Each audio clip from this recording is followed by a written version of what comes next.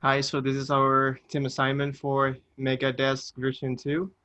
And so this is the main menu. We're going to try to add new code here. We put a sample name here. And we also validate each of the text box.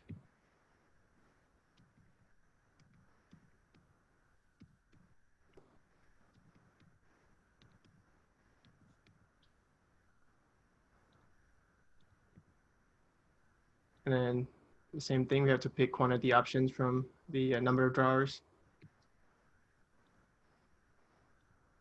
And then this is where we use the list array.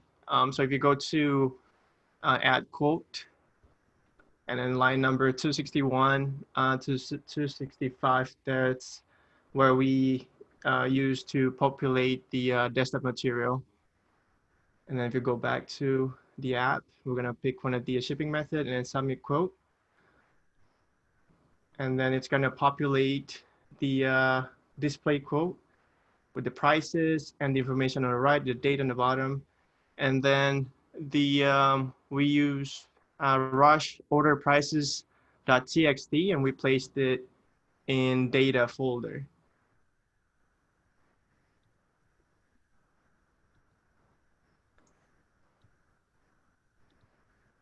So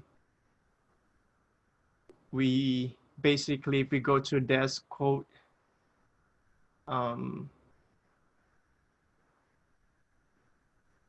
.cs, desk quote.cs, on line 27 through 45. That's how we use the data from the rush order prices.txt, and we convert, put it in an array, 1D array, and then convert it to 2D array. And then all the information would be sent to JSON, and then Nate can explain a little bit about the JSON. Yeah, so if we just, all that functionality is in the addQuote.cs file. You can see the JSON file right here. Basically, every object in the JSON file is a desk object with all the members of that desk object. And so, yeah, we just basically mirror all the members of the desk object for each object in the JSON array.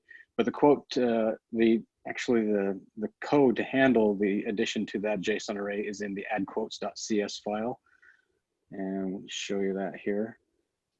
And in the addQuotes.cs file, that's on lines like 303 through 319 approximately.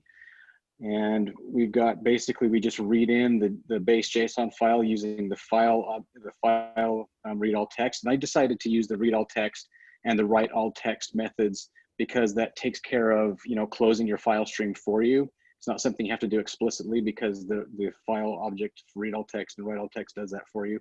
And so we read in the JSON file, we convert the quote, the desk object, to a list. Then we call another method, a private method that's down below on line, where is it?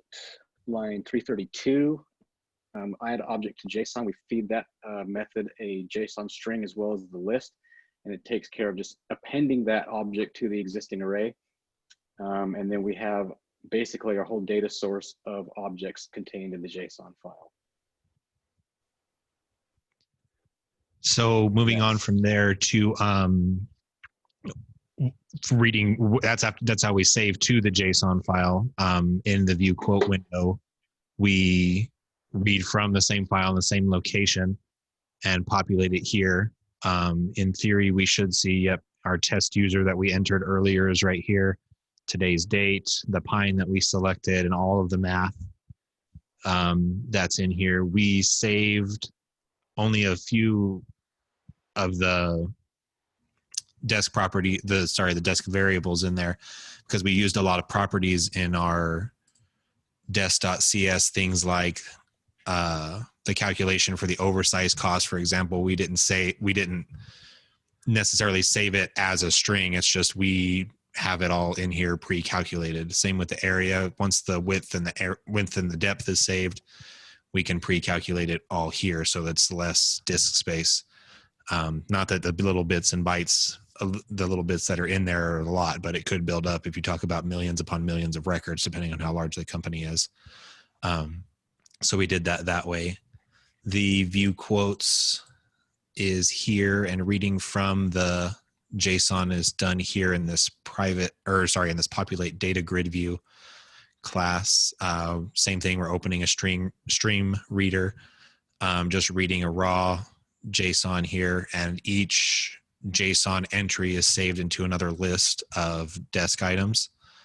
And then each column each row in the element that stacks each one of those is basically each row is a array of strings. And so we just save each one in here, and doing it that way is a lot easier because then we don't have to call any, for example, here, just calling desk.area will show up because all we have in there is the width. And so we don't actually have to call something that calculates, saves it, and then re-puts it into a string. So that's why we converted those over to properties instead of storing them in variables. And Landon's going to go ahead and explain our search quotes window as well. Yeah, so the search quotes, that one is pretty simple to put together. We basically just use a template based off of the view all quotes page. And so the combo box, if we use that, I know for the test user, we just did Pine. And so we could search Pine in there if you want to search that. And there's a test user that came up.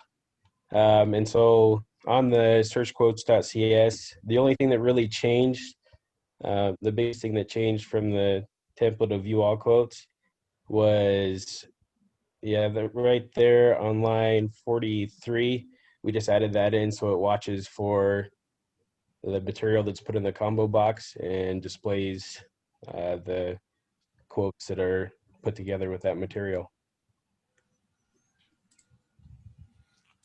And we decided to use RizKeys as a template for our group. And so he'll go ahead and just kind of finish us off with just some explanation about how it works.